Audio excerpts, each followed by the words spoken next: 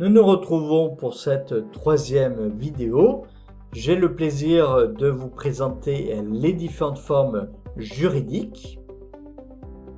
Alors tout d'abord, nous allons parler de ces différents types de statuts qui existent. Tout d'abord, il y a l'entreprise individuelle, où il y a l'entrepreneur et l'entreprise qui sont confondus au niveau juridique. Et puis il y a les sociétés. Dans les sociétés, nous trouvons les sociétés qu'on dit de personnes. Pourquoi une société de personnes? Parce que la personne de l'associé est très importante. Pourquoi? Dans ce type de société, c'est des sociétés risquées au niveau financier. Les associés sont indéfiniment solidaires des dettes. Comme par exemple dans la SNC, Société en nom collectif. Donc c'est important de savoir avec qui on va s'associer. Nous trouvons les sociétés mixtes, comme les SARL ou EURL, et nous trouvons les sociétés de capitaux. Sociétés de capitaux, ce qui est important, c'est le capital apporté à l'entreprise.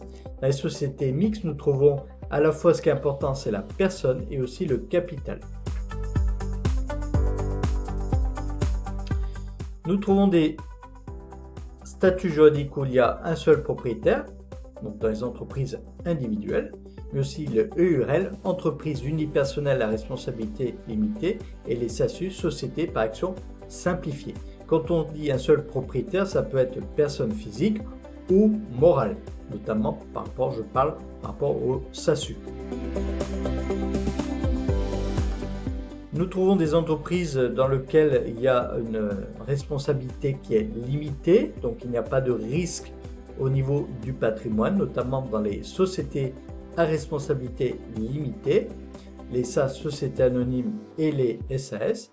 Nous trouvons des sociétés pour lesquelles il peut y avoir un danger sur le patrimoine personnel, donc notamment les sociétés en nom collectif, et les entreprises individuelles, sauf si on prend l'option EIRL. Alors, nous trouvons ici dans un tableau qui va synthétiser les différentes formes juridiques. Nous trouvons les entreprises classiques, entreprises individuelles, les sociétés avec les sociétés de personnes, les sociétés mixtes et les sociétés de capitaux, comme énoncé. Premier critère, le nombre d'associés. Donc, il n'y a pas d'associés dans une entreprise individuelle. Au niveau de la SNC, c'est au moins 2, pas de maximum, mais on comprend que par rapport à la société et à ses risques, que naturellement, le nombre d'associés va être limité. Dans l'EURL, un seul associé.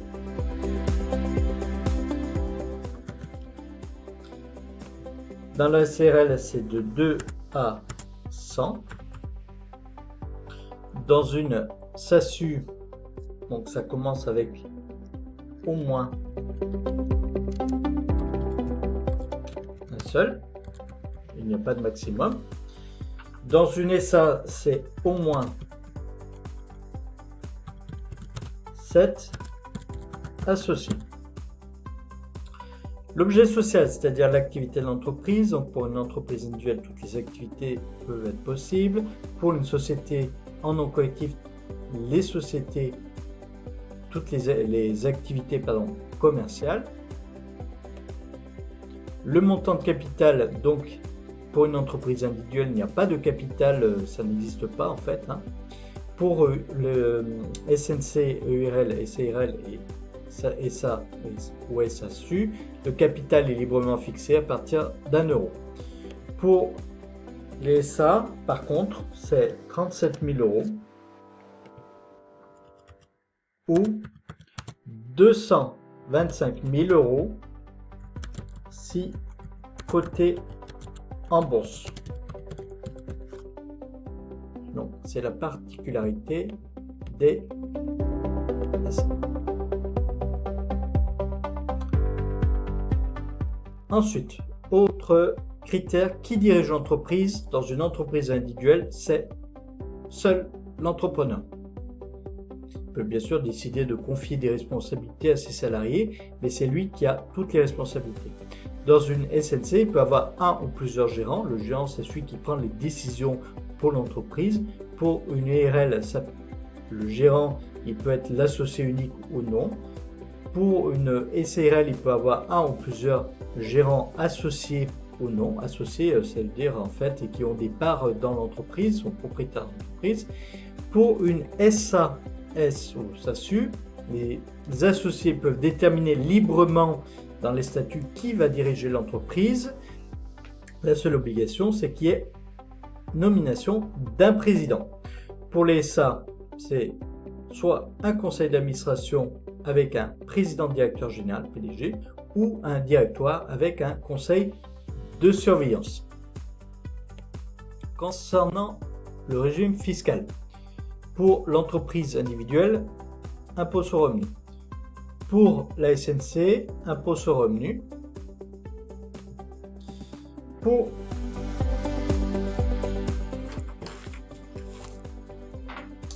les URL, c'est l'impôt sur revenu.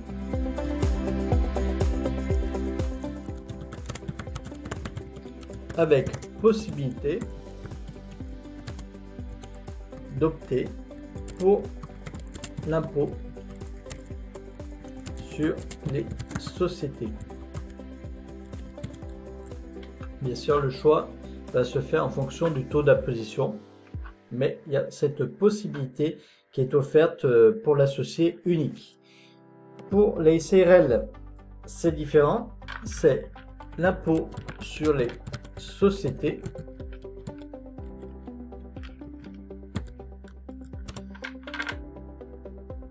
sauf pour les SARL familiales, on peut opter pour l'impôt sur le revenu.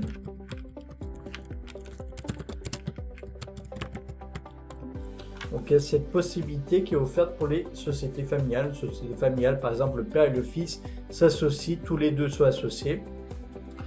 Pour les SAS, c'est l'impôt sur les sociétés, et pour les SA, l'impôt sur les sociétés. Donc pour information, l'impôt sur les sociétés actuelles est de 28%, il était de 33%, donc c'est un impôt qui est en diminution et qui le sera encore les années suivantes d'après les décisions du gouvernement. Il y a un taux spécifique pour les PME qui est à 15%. Dernier critère, l'étendue de la responsabilité des associés. Donc dans une entreprise individuelle, l'entrepreneur est responsable sur ses biens personnels, sauf s'il a opté pour l'option EIRL. Dans une SNC, important, ils sont responsables indéfiniment et solidairement. Ça veut dire indéfiniment, ça veut dire que tant qu'il y aura des dettes, ils payeront, et solidairement, ça veut dire que tous les associés doivent payer les dettes, ils ne peuvent pas s'exonérer. Dans une EURL ou SARL, la responsabilité est limitée aux apports. Si l'entreprise fait faillite, ils ne perdront que ce qu'ils ont apporté à l'entreprise, et c'est la même chose pour la SAS et la SA. Voilà, nous arrivons au terme de cette vidéo, également de la série de 4 vidéos sur les statuts juridiques. Je vous remercie pour l'attention que vous avez portée à mes vidéos. Voilà, vous pouvez vous abonner à ma chaîne, laisser des commentaires et aussi télécharger les documents que je laisserai en lien en commentaire. Et je vous dis à bientôt.